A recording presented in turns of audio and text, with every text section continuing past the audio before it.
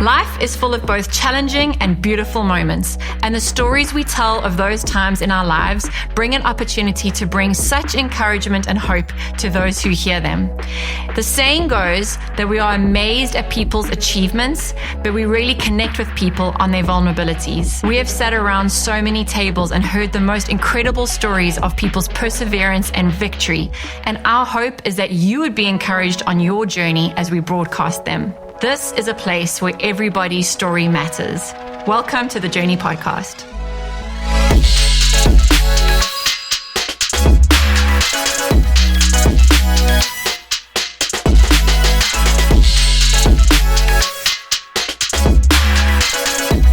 Everyone, and welcome back to the Journey Podcast. This is episode 15, and I'm sitting with our friend Tim Duval. Thank you, Tim, for joining us today. Thanks for having me. Yeah. So nice.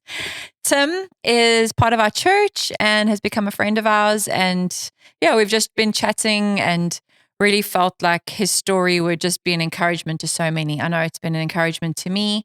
And I want to encourage you and honor you just for the road that you've been on in finding out about yourself and just getting healing so that you can show up fully present and healthy in relationships, as all of us need to be doing. Yeah. So thank you so much. Of course.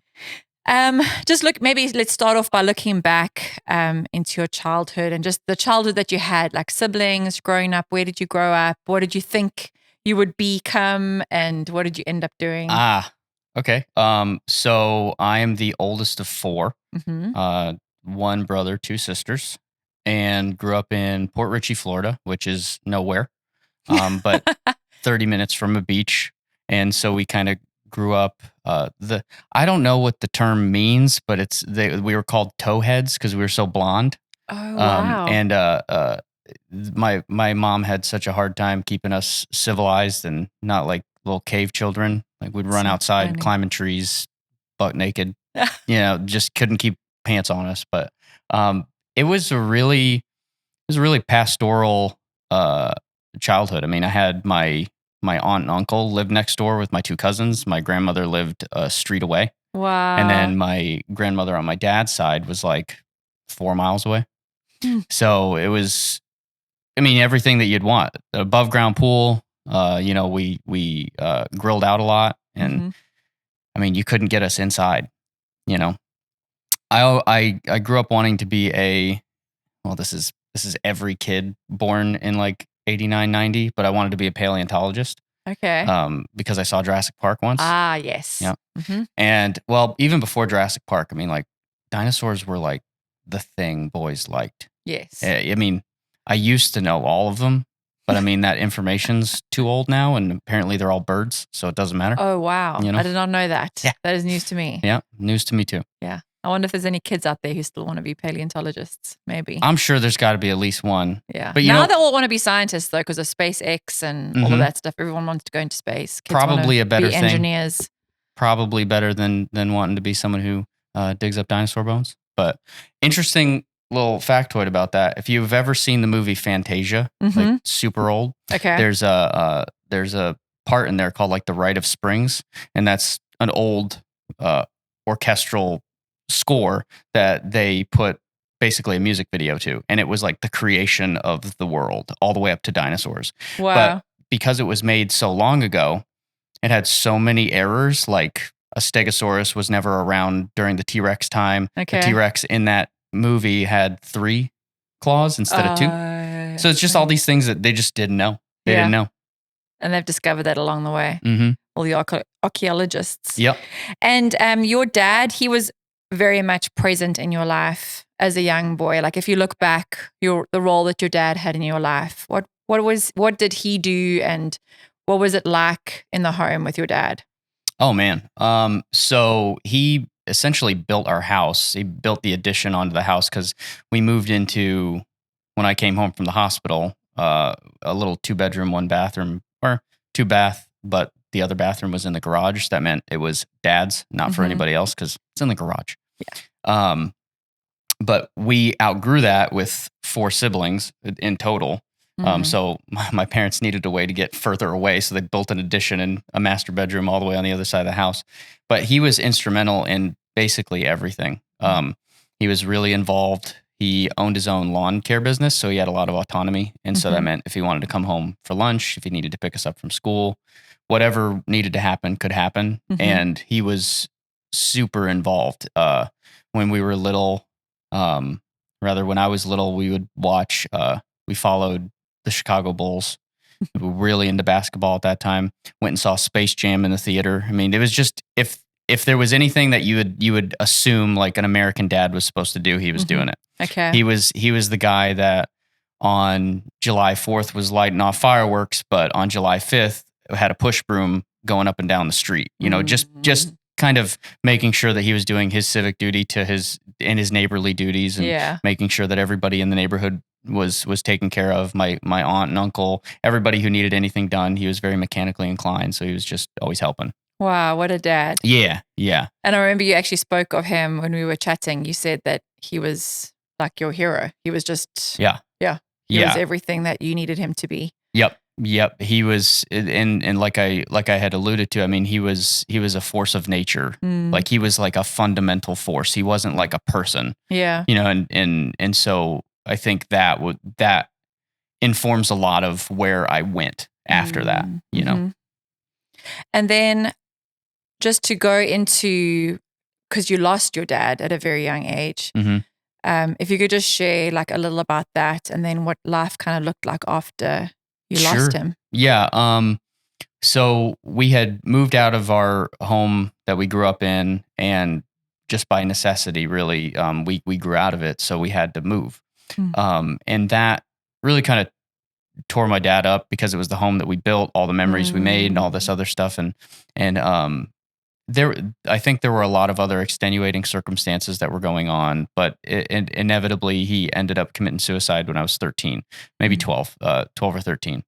And before, it was very much like, you know, and I've kind of analyzed it in the rearview mirror. When I was much younger, there was this sense of I could do anything. And after that event, it was like I said, anything could happen. Yeah. And those are two radically different statements that sound the same. And so before, everyone in the family was very open, and after, everyone was very closed, and closed emotionally, closed. There were at things like Thanksgiving, we'd do like the reach around hug, and that's about it. Like, no closer. I'm not trying to let you in any further. There was kind of like a almost a in mass, like the entirety of the familial unit went from we can collaborate to we're going to survive. And it was the positive was that the 4 kids, I mean, we got much closer. Okay. But the whole familial unit really, really broke off and kind of fragmented after that. Do you think your dad was one who was kind of holding that all together? Oh, absolutely. Or do you think it was more from the shock of somebody? It was both. And he held the familial unit together because of his like almost inhuman optimism, and just there was always something to do. There was always something that was going on that was like exciting and something to look forward to. And he was a big driver of that. And he didn't let anyone know, you know, the financial troubles or whatever the troubles were. And so for the developing kids, there was very much a sense of he was the glue. But I mean, my mom was absolutely instrumental in that too. Yeah, of course. You know, because her dream is and was to have babies on her hip all the time. And, you know, I remember she had mentioned that when she was like 15 or 16, she went for a walk and she saw a guy getting out of his car and then walking up to the house. And it was like this woman with an apron on and like a baby on her hip. And she was like, that's what I want. That's all I want. And so she says that, you know, she's got everything that she ever dreamed for. Yeah. And what did life look like after your dad had passed away? And I'm sorry that you lost your dad I mean, it's terrible to lose a dad at any age, but at 12 or 13, it's devastating. Yeah, I mean, 12 or 13 is like a pretty instrumental age for like the development of your ability to get through hardship. Mm-hmm. And because this is the time when you're doing team sports, this is the time where Mm-hmm. I was doing karate. These are the times that there's like there are real odds that you have to overcome, and there's like adversity that you have to face. Mm-hmm. And when you have an unsecure familial structure, like you don't get all the lessons that would have come from a dad saying like, "No, you got it," and or losing gracefully, or what it would look like Yes. to win gracefully. You know, and moms are not always great at that, because I know with me, if my son loses, I really have to. Fred is very good in those moments, because I'm like, oh, I'm sorry. Yeah. And dads are good at kind of, because there's like kind of like a toughening up that has to happen growing up. And a good dad, they're just good at loving the kid, but also bringing out that, yeah. Well, and that's actually the tougher side, which is good. That's a good point, because, my mom even said like recently that, she felt that we were spoiled, not because of our character, but because of what she enabled. She didn't want to discipline. She didn't want anything to do with that. Neither of them really did. My dad was a little bit more apt to, if the need arose, but it was very much wait till your father gets home. Yes. But after father didn't come home, it became, what are you going to do? Like, what can you say to a developing 14-year-old that is being disobedient? And I'm sure it was really hard for your mom, because she knew the incredible loss that you'd all experienced. And I think it must have been I would assume it would have been easier to kind of just allow things to slide, because you've already gone through so much. Why do you want to, just give him what he wants? What's the point of getting punitive at this point? I mean, he's already been through the worst bit, right? So that's exactly what happened is that after that point, it was, I wasn't spoiled because there was no way to be spoiled. That I kind of had a realization. I mean, I started working when I was like 14, 15. Not because I wanted to be independent. I was already independent. Like the home was, I can come and go as I wanted at 14. Okay. But I needed an income if I wanted new shoes. I needed an income if I wanted new clothes for the new school year, or if we wanted to go on a field trip at school. That money had to come from somewhere. Wow. And when I was a little self-aware when it came to like, I don't think I'm getting the discipline side of things. I don't think that I'm getting, I think I'm getting set up for failure. Wow, you could actually recognize that. Yeah. And so I opted to do anything that would be challenging, mostly like physical challenges, because I thought that would kind of get me in touch with like weakness and like would drive it out.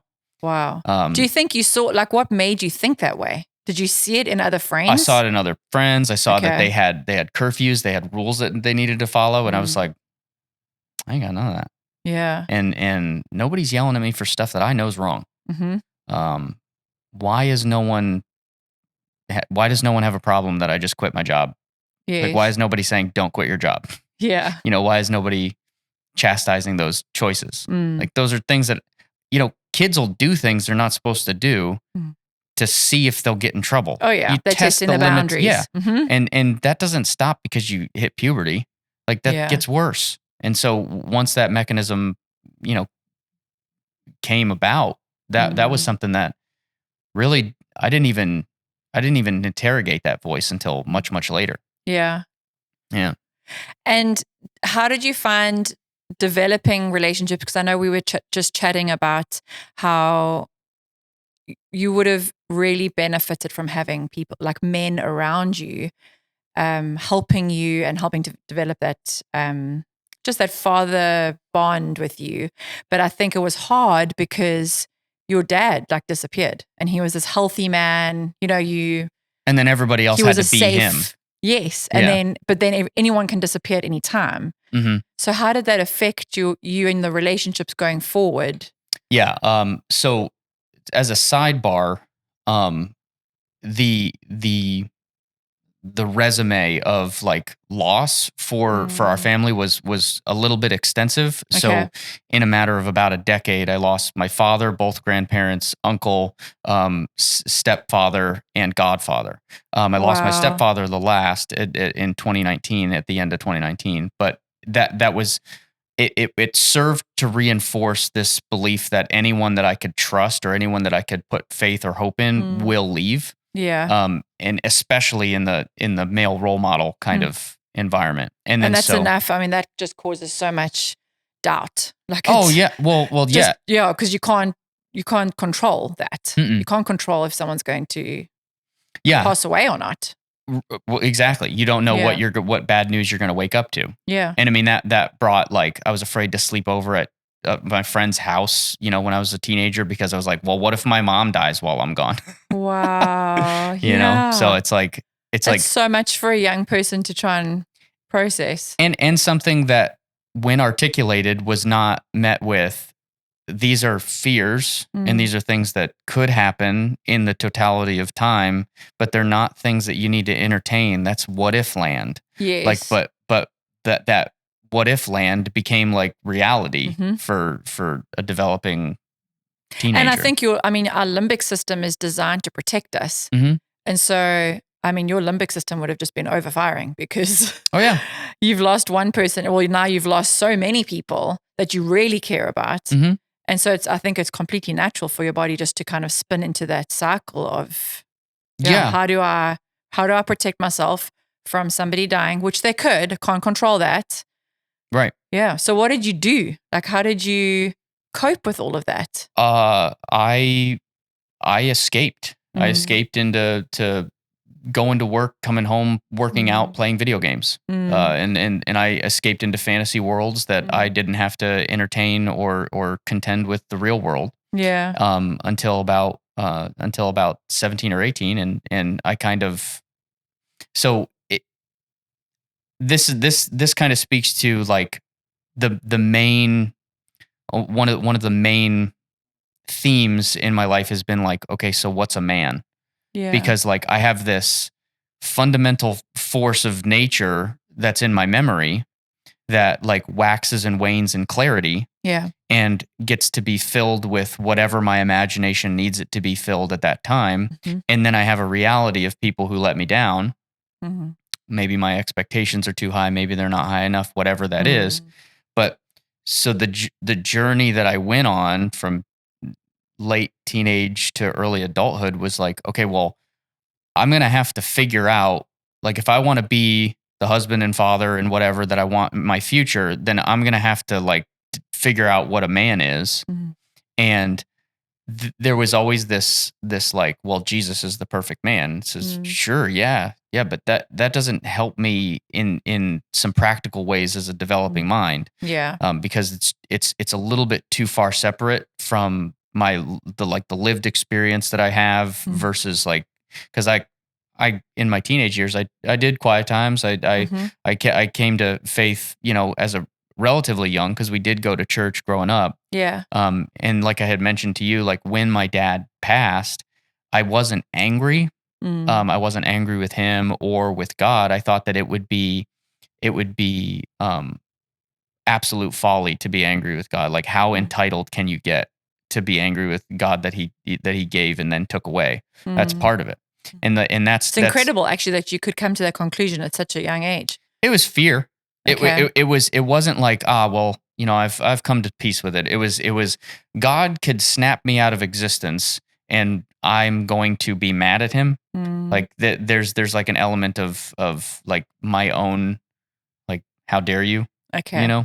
And so, but that also speaks to what I believed God looked like. Like this, say the wrong thing to me and see what happens. Better watch your back. Exactly. Yeah. And that not being really informative of his real character.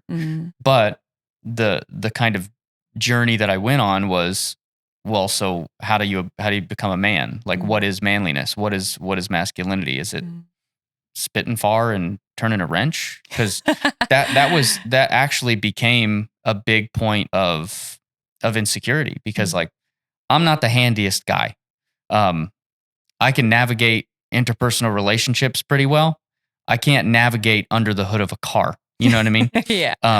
And so the skill set that I have is different than the skill set of my dad or his dad. And so at an age where I would be yelled at while holding the flashlight, you know, while my dad's trying to change the oil or something like that. That was never an experience that I had. Yeah, because he kind of passed away before you would have been at the age of responsibility where he would have started to kind of include you in those things. Right. I mean, I idolized him. There's an old home movie of me like pushing around a Fisher-Price lawnmower, and I'm like 2 blades, Toro. You know, it's like I'm 2. Yes. You know, I'm in a diaper and I'm yelling that it's a Toro with 2 blades. You know, it's like so there was like a desire to be that because like implicitly I just believed, okay, well a man is going to take care of it. The man's going to fix it. And then trying to walk that out and see what that looked like, I ended up enlisting in the Marine Corps.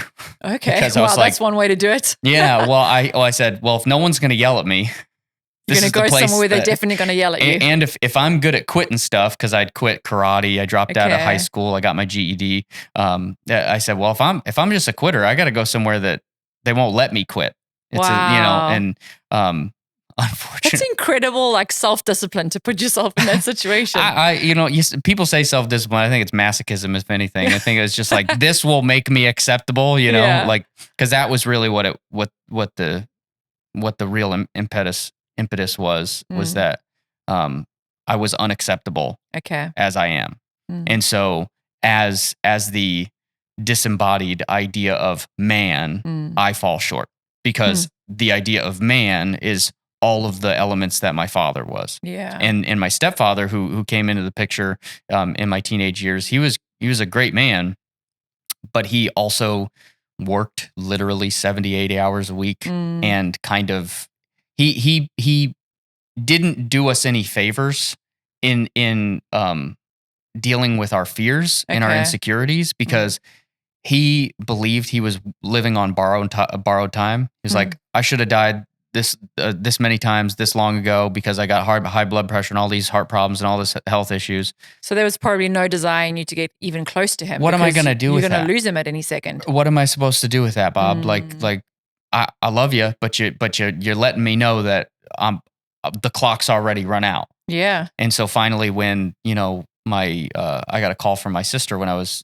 driving down to Punta Gorda because I was living there at the time with a friend. She had let me know that he had a stroke. Wow. And in the back of my mind, this is the thing, is that it conditions you to be prepared for that. So that was not a surprise. Okay. Like all the way that the fears that I had, the way that my limbic system functions is just like, oh, tragedy? Yeah, par for the course. I know how to do that. Yeah, I know this one. And then I was like, do you guys want me to be at the hospital? I was like, I was ambivalent, you know, but to that point, and this will kind of speak to like a point after, but when we were at the hospital, he was functionally gone, absolutely brain dead. But because he was an organ donor, he was left on all the machines. And so my mom, who is now ostensibly twice widowed, is in hysterics, you know, waiting for this to be over, but then seeing that his brainstem does something that makes him sit up, and then she thinks that's brain activity. It's not brain activity. Wow. It's a little rough, but but in all of those things that I tried to do, like join the Marine Corps, join martial arts, and do all of these things that would like make a man a man. Those all like are completely like sidelined when tragedy comes in and what that ends up looking like. But what I found was I didn't know, you don't know what you're made of, and you don't know what that's going to look like until it shows up. And when his sister, Bob's sister, and his family was there, and our family were there, we were just waiting for this to be over because we already know what the conclusion was, and we all just wanted to let that be. Yes. I had everybody leave the room and I had everybody leave the waiting area. I had everybody leave the ICU. And then I went to the nurse's station. I said, we're going to be done with this. We're going to be done with this now. And they said, we can't do that. He's a viable specimen, basically. And we could use his organ. I said, I don't care. And the guy who was going to be procuring the organs kind of wanted to talk me off of that ledge. And I said, this isn't really a discussion. This is, you're going to let my family have peace and we're going to be done. And then after like much, consternation, they adhered to my request. And I regretted it for a little bit because I was like, well, what was I denying somebody else? But I can't entertain what I was denying someone else, when my stepfather essentially just signed yes to the organ donor position while he was getting his license updated at the DMV. It's not a consideration. Yeah. No one, he didn't think in his mind at that point when he was signing up. It's like, I might cause my family undue suffering after I've died. It's like, that's not really a thought. But so when we were able to take him off the machines and all listen to his final breaths, like I was at that time, I was like, oh, like that's an evidence of what it means to be a provider, a man, someone who takes care of things. Like what that is standing up for something needs to happen, even when that isn't clear what should happen. Yeah, like you making that determination, like that's a mark of maturity. That's a mark of masculinity, I think. And letting all of those tangential cultural things inform what masculinity is, like what kind of scotch you like to drink or what kind of like those have nothing to do with what your charge is, I think. Yeah. And like there are so many like facets to being a man as well. Like if I look at men that have had like influence in Fred's life, or just men that have really, walked with us, or, in life, we're the body of Christ, and there's just so many different sides of God's heart that he brings. Yeah. And so it's a beautiful thing, because then, as we are then passing batons on to the next generation and leading people, God does use just like the many different men in life to bring those different things. And so if you were trying to be, what does a man look like? You're trying to be like the stereotypical man. Yeah. But you're not functioning the way that God created you to be, then you're always going to feel like, square in a round hole, whatever they call it. Right. Like judging a fish how to, what's the saying? Like judging a fish or testing a fish how to climb a tree or something like that. Yeah, exactly. You know what I'm saying? Yes. Yeah. Yeah. So. And I thought it was so sad when we were just chatting about, what you used to think as a child, how if someone said to you, what do you want to be when you grow up? And in your mind, you were just like safe and not dead. Yeah. that was the aim. Yeah. Yeah. It went from paleontologist or archaeologist or explorer or treasure hunter to everyone gets home tonight. Yes. That's the aim. Yeah, and there was like a hoarding of our family that happened after that. Like that's really where you can see a lot of that damage still done. Is like nobody really wants to set out. I mean, with the outlier of Mitchell, who's in Zambia, but but there was this sense of like, we're just going to protect the what we've already invested in and have already lost so much of. Yeah. So we'll just. We won't run our risk in the market again. Wow. And so just like looking ahead and where you are now and like the journey that you've been on, because I know that you've taken just getting those things healed, and I know that you've been seeing somebody just to break those things down and bring healing, because I know that that's really important to you. Yeah. How do you see the road ahead? Like those who are kind of maybe in a similar situation or just struggling with anxieties or the fear of losing people, because we all have things that we work through and walk through and experiences that we have that cause us to fear certain things.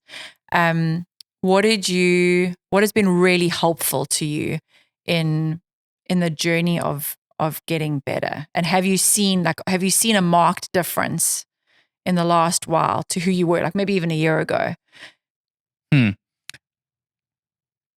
Yes, I've seen a marked difference and I'm reminded of so I guess I would point to, well, there's a lot in there. Let's see. In struggling with anxiety, it's in seeing, like, because I have been seeing a Christian counselor about some of these things, like how to process like the traumatic event. And then, because the whole idea with like PTSD is that your brain is telling you that the thing that happened is happening presently. Yeah. And to anchor that into like a memory that you can then kind of reference in the rear view, instead of every time you smell the autumn breeze, like that's triggers the day, fear of death. right? Yes. The way that was dispelled is, I mean, in some ways, I had to go back, and this is what was so interesting about the therapeutic practice was that I had to go back into those times and kind of, it's like I had mentioned to you, like there was a 12-year-old or a 13-year-old me in my head that was driving a lot of this adult Tim behavior. It was a lot of the reasons why, if I wasn't getting my way, I'd lash out at my friends. It was a lot of the reason why there were all these insecurities baked under, like, the need for assurance from other people that I'm doing all right, because I always needed that external feedback. And I felt that was because there's something somewhere in here that really needed to say something and get out. And I felt like there was a smoking gun, but in 2 years, I didn't get there, didn't find it. And so there was always in the back of my mind as well, this feeling like you're now ruminating on it and it's not doing any good. Like, how much longer do you have to be unwell before you can decide that Jesus is with you and you're good? Like, and I'm sure it also didn't help. Sorry, just to kind of take a little bunny trail. I'm sure it didn't help even in building close relationships with friends, because the minute you get close to somebody, you're going to feel it if you lose them. Yeah. And so it's like you almost, what you don't want to do is push somebody away, but you end up doing that because you're so afraid of another loss. Yep. Because it's just a matter of time. Yeah. And it made me a very needy friend. Like there wasn't a need that there wasn't a hole that could be filled by my friendships, but like I almost used my friendships and relationships as a way to be like, I'm all right now. Now that these people like me and they've said that they like me, I can trust that, even though as soon as I'm by myself, I no longer trust that. And so one of the things that I didn't know I needed to go through was to get upset. Because I'd gone through the mourning for, at that point, years and years. But when I was in therapy, and I had mentioned this too, like we started in the session pretty normally, and my therapist had mentioned something that my dad might have said, and then kind of assumed the role in a way, because she's very supportive of me and wants me to see what she sees. Okay. And so she essentially role played the role of what my dad would be saying. But one of those things was, I'm sorry for what I did. Like, the question was, what would you say to your dad when he's feeling the way that he's feeling and facing this choice? And then I gave the boilerplate negotiation answer, like, don't make a permanent decision on temporary problems. Don't do this and whatever. And then she said, like, what about don't leave me, Dad, I need you. Yeah. And I was like, why was that not a thought? Why didn't that even cross my mind? And then, it just addressing that, like, you're not willing to say you need these things, or that you deserved to have a supportive father up to that point. And the benefit of getting upset at that time was recognizing that I was making excuses for my dad. Whenever people would ask about his suicide, I'd be like, he wasn't in his right mind. There was all these extenuating circumstances, and he was on these medications that is a side effect of these medications. So I got mad at the medications. I got mad at the entire a psychiatric enterprise. But I didn't get mad at my dad, but he left. He voluntarily made that decision. And so when she had kind of played the role, as much as you'd have to suspend your disbelief to believe it, but like it felt like what came out of my mouth had dust in it, because it was the voice of that little smoking gun kid.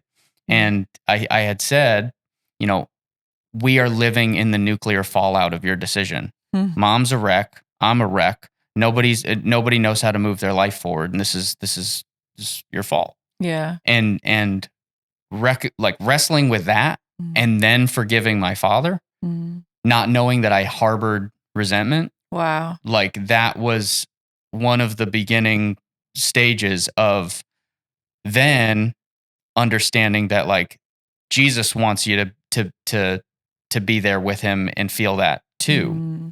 Because I had this experience where in therapy I had this kind of like imaginative experience that I 100% attribute to an experience with the Lord, where I was my 35-year-old self staring at the landscape of that new house, all the people, the unmarked police cars, my grandmother, and all of them not wanting to look at the kids because the kids are in hysterics. But I was there looking. And then to my right, I wouldn't be able to articulate exactly what the features looked like, but I knew it was Jesus next to me. Wow. And he had tears streaming down his face. But it was like this kind of silent, like he wasn't like, it wasn't like when Jesus wept. It wasn't because I think if I understood it right, it was like the Jesus wept verse talks about that he was kind of like in hysterics. Okay. But that was the picture that I had, and it kind of left me puzzled, because I had always attributed my relationship to the Lord as like what do I need to do to prove that I love you? Yes. And then how do I not die? Yeah, and how do I not die, and how do I escape final judgment and death and all of this? And then to see him like that in that experience, like, was very strange. But then almost the immediate next moment was me inside my house, but looking at myself laying with my siblings, because for about a week after the event happened, we all like laid together on a bundle of blankets in the front room because we just didn't want to be away from each other. And so I'm standing in the foyer kind of looking at that, and then I see Jesus sitting cross-legged playing with my brother Mitchell's hair. Wow. And then like he looks up at me and he's got this look in his eyes like, I know. Like I know.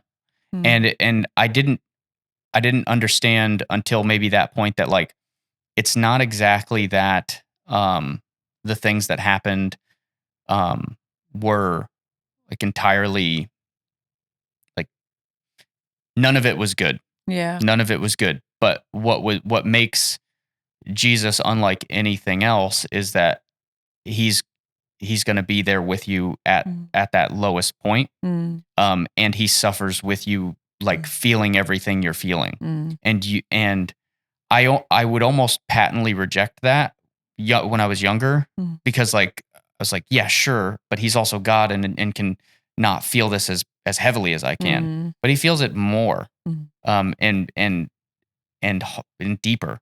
And that's what allows him to be with me in a way that like meet me at that lowest point. Yeah. So all of that to say, the road to like acceptance and the road to struggling with anxieties, that like those in some ways don't go away. And at least in my experience have not yet just gone all away. It's like when you hear of these great conversion experiences where this guy, he used to drink 66,000 beers a day. And then when he believed in Jesus, he just stopped drinking and had no withdrawals. It's like, yeah, some people have that experience. And then some people like deal with it go to forever AA and do it. Yeah. And some people never get free of these things, but none of those things are evidences of your acceptance or your being accepted. I think it's more often that there's a walking out, like a sanctification process, and that, our spirits are born again at that moment of salvation, but then it's our minds and it's all those things that we have to be being saved. It's like a process. Mm-hmm. Well, and it's a matter of like our natural lives are informed by all of these experiences and the way that I can take in stressful information. I have to be more cognizant and vigilant than the next guy, but I also don't have any of the same kind of challenges that same next guy might have. So when somebody sends me an angry email, I have to go, hey, you're actually all right. You're safe. Yeah. And what's the worst that's going to happen here? It's like nothing great. Yes. No big deal. And kind of remembering that, like, hey, you're safe. Jesus loves you. Like, and you are accepted and you are a loved child of God. Like, those things, like, you can scream about how you are that until you're blue in the face. But you also have to, at least has been the case in my experience with anxiety, with OCD and with all of that, is that, like, despite all of that, two things can be true. Like, you can be afraid and Jesus has overcome all of it. Like what happened with Peter, like he when he pulled him out of the water, like, he didn't say, "Oh, ye of little faith, get out and try again from the top." He's like, yeah, like, you have the faith of a human. Like, what else is there to expect? And so there's no great achievement that you can get or attain that will give you some level of contentment or free you from the what if scary world. Like, but understand that he has already overcome it. And if anything, that might sometimes, even if just, take the edge off. Yeah. And it's like, you will be safe because God has got you. And I mean, even in moving, like, I had this great fear I created this massive fear of losing my husband. And through all of that, just realized I had to face and actually say it out loud, that even if I had to lose him, I would be okay. There would be people who would help me, because I'm like, how would I figure out how to, do all the things that he does? And, I came from a big family, close community, and then just being so far removed from all that, I had to face that, stop trying to, like, not think about it and actually just think, okay, worst case scenario, I land up on my own as a widow or whatever. Yeah. God would still be good. He would still look after me. And I think it's that with all of our fears, that God takes no pleasure in any of that. He doesn't delight in seeing us having to suffer or lose a dad. And that was such a beautiful picture that you had of Jesus just quietly weeping and sitting with you guys in that, because he couldn't take that pain away. Right. But he could walk with you through it. Well, yeah. That's really informative of, it's like, there's a little bit of whistling past the graveyard in modern Christianity, where it's like, well, if I believe strongly enough, then I'll be, passed over from suffering. Yeah. Well, I mean, he literally promises it in the word that we will face trials of many kinds, but to take heart, because he has overcome the world. Right. And he does not live with those anxieties and those worries. And, he walks us through it, and he's a good father. He's not trying to, snap us up. Right. And it's important to like, these are things to reconcile. Like, how does God love me? Yeah. And then take my dad from me? Or how does God love me and then strike me with multiple sclerosis or whatever it may be? Like, there are things about this life that we don't get to be saved from just because we claim the name of Christ. Like, we will suffer. Like, this life is, he came to give us life and have it more abundantly, but he did not, like, at least in this natural world, like, we will face trials. Right. And the thing is, this side of eternity, there was a pastor who said that this is our only opportunity to praise him through the suffering and to thank him despite what we're going through, because on the other side in eternity, there won't be any suffering. There won't be any anxiety. There won't be any worry. There won't be any fear. We won't be experiencing loss. Right. So this is our opportunity this side to praise him despite, and to trust him despite what we see. And just to know that he's on his throne. And we might not always understand it, but also how God uses your story, my story, and the stories that we've had. And those, there are so many stories. People watching right now have incredible stories of how the Lord has seen them through things. And we get to encourage each other on this side of heaven. Yeah. And it reminds me of it's not a life verse because it's from C.S. Lewis, but in his book, Mere Christianity, he talks in the chapter, Nice People Are New Men. And it kind of, the chapter talks a lot about how judging someone based on how nice they are, or what you would assume a Christian should be versus what they are, is kind of an enterprise that will always leave you wanting, because it's not so much like there's a blank rubric of what a Christian should look like. There's everyone with different giftings. So if you're super nice, like, it's not a challenge for you to be nice. So that means that there's the responsibility is on you to steward that gifting, right? But the quote is something to the effect of, and I'll mess it up, but it says, but if you are that poor creature that by no fault of your own is racked by that loathsome sexual perversion and snaps at your best friend, take heart, you're one of the poor whom he blessed. And you may find that one day in the future, maybe soon, when that vehicle you've been driving is on the scrap heap and you're given a new one, you might surprise everyone, not at least yourself, that because you learned you're driving in a hard school, you might surprise us all. And that's kind of what he alluded to being, some of the last will be first and the first will be last. Yeah, I love that.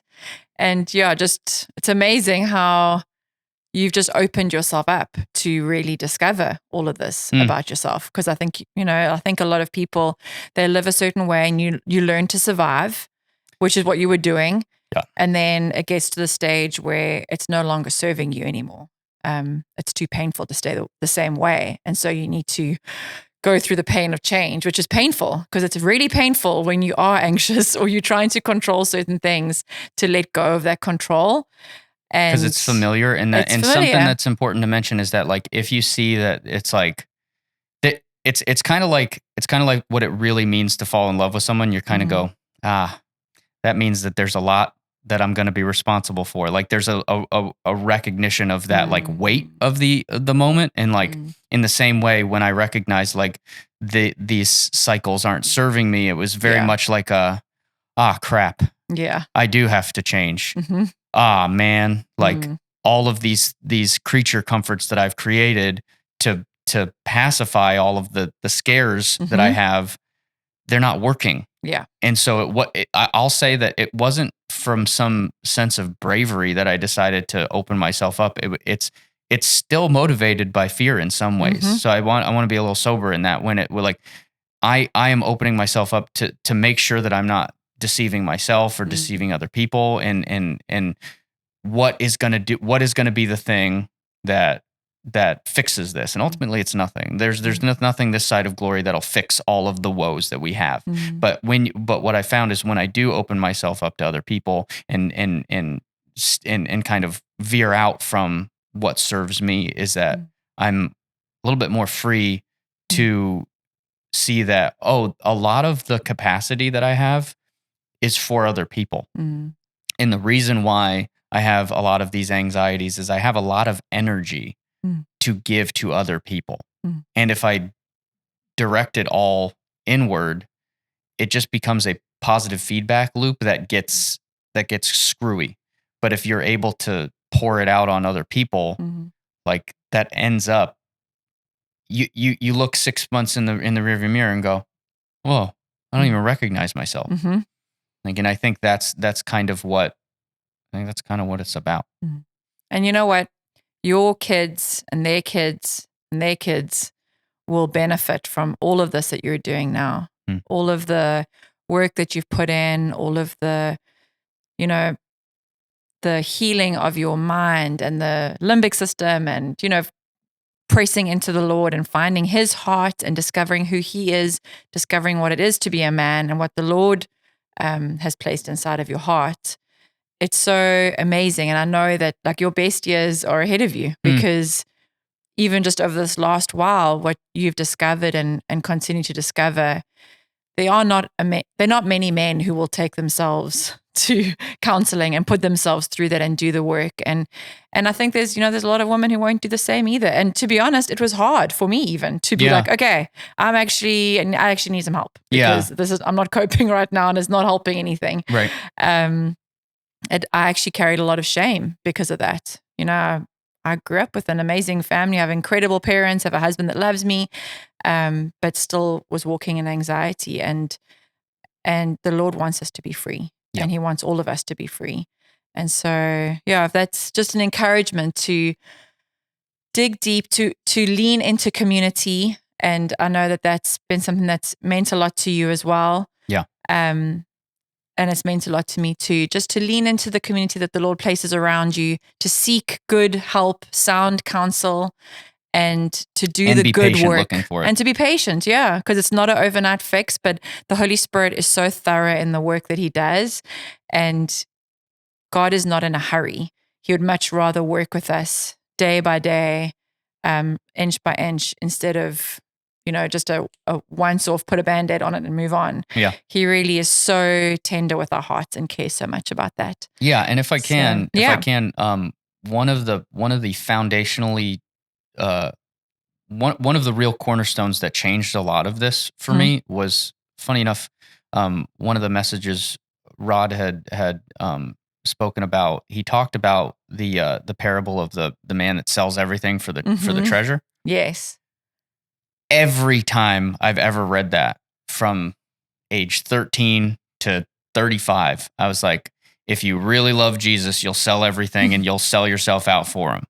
But then when he said, nah, you can't do anything to earn your place in that kingdom, He sold everything to purchase you. I was like, that's got to be false. That can't be right.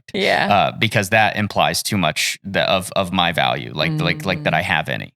And then I go and look up like commentaries through historical commentaries, like people, even like Spurgeon was like, yep, that's exactly what it means. And I was like, oh, so Jesus like values me like a treasure. Yeah.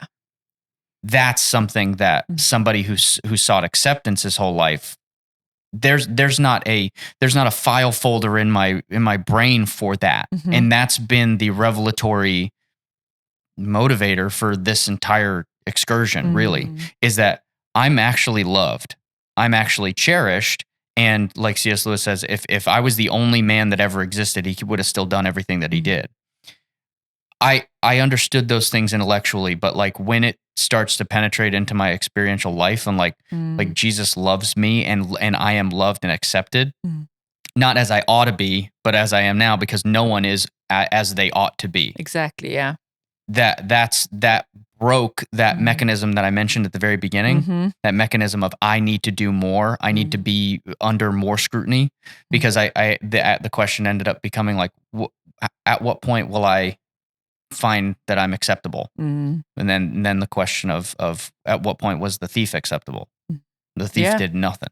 And so I'm a thief, I did nothing, and that, I think that's what it means to come to Him as a child, like a treasured child that there's no pretension, like I'm owed anything. So. And the word says that, He loves us even more than we love our own children. And with my kids, it's helped me to have a little glimpse of that. But I think, I know this side of heaven, I think we probably will never really fully understand. I pray that I will. I want to so badly really know His love for us, because I think it would set so many people free if they really embrace that. If you set yourself on one journey, on one mission, maybe let that mission not necessarily be how do I heal myself or how do I get to the bottom of all my hurt, but like maybe ask the question or start the journey predicated on how much does God love me? Yeah. And I'm probably like 0.0004% of an understanding of what that actually looks like, but you're on the journey. But I'm on that journey, and it's crazy. So I just want to encourage all of you to join that journey of discovering the true love that the Father has for you as we continue to do that. And I just want to thank you for joining us. Thank you, Tim, for being here today. Thank you for being just so open and vulnerable. I know when we speak about what the Lord's doing in our lives and we're open, it just creates this atmosphere for the same breakthrough in other people's lives, and for people to not feel so isolated, because I think we can often feel like we're the only ones, But so I hope that you were encouraged, and thanks for joining us. Thanks for having me. We'll see you again soon. Thank you so much for joining us today on the Journey podcast. I hope that you were encouraged and that you would have a really great week just reflecting on what we've spoken about today.